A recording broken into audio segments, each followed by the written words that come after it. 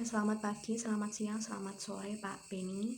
Di sini saya Lintang Puspitasari dengan NIM 181414104 akan menjelaskan mengenai tugas nomor 3, 9, dan juga 17 mata kuliah kalkulus diferensial.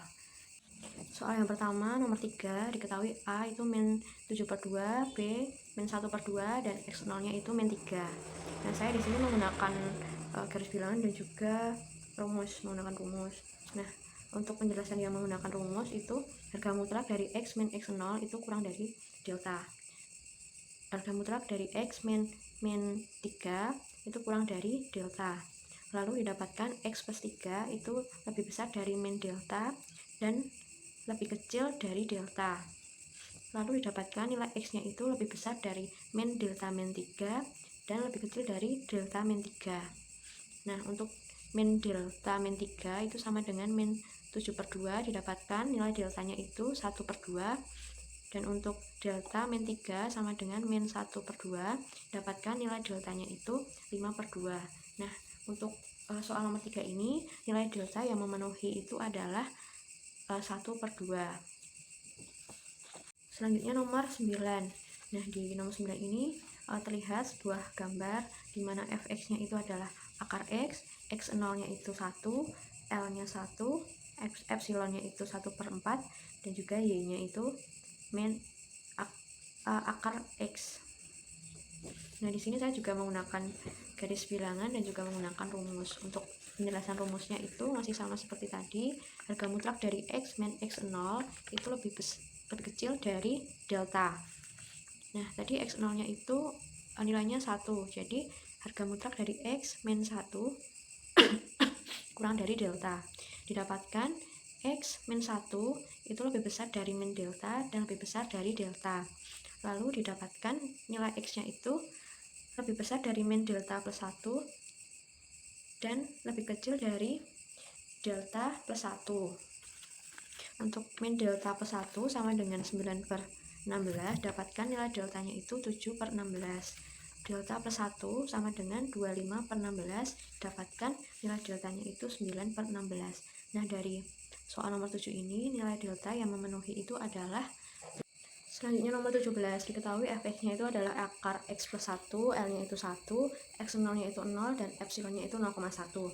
Nah, yang pertama kita mencari analisis pendahuluannya dulu. Untuk setiap epsilon itu nanti nilainya lebih besar dari 0, dengan tujuan deltanya juga lebih besar dari 0. Nah, langsung ke rumus saja, mana harga mutlak fx dikurangi L itu lebih kecil dari epsilon. Harga mutlak akar x plus 1 kurangi 1 lebih kecil dari epsilon. Nah, di sana kita kalikan dengan sekawan, lalu didapatkan hasil harga mutlak dari x plus 1 min 1 per akar x plus 1 plus 1. Nah, lalu mendapatkan hasil akhirnya itu adalah epsilonnya itu x akar x plus 1 plus 1 itu lebih besar daripada harga mutlak x. Lalu tujuannya tadi yaitu deltanya lebih besar dari 0.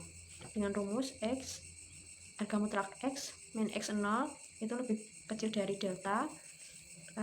X0 nya tadi adalah 0, lalu kita substitusikan menjadi harga mutlak x min 0 itu lebih kecil daripada 0, sehingga harga mutlak x itu lebih kecil dari delta. Maka nilai deltanya ini lebih kecil dari epsilon x akar x plus 1 plus 1.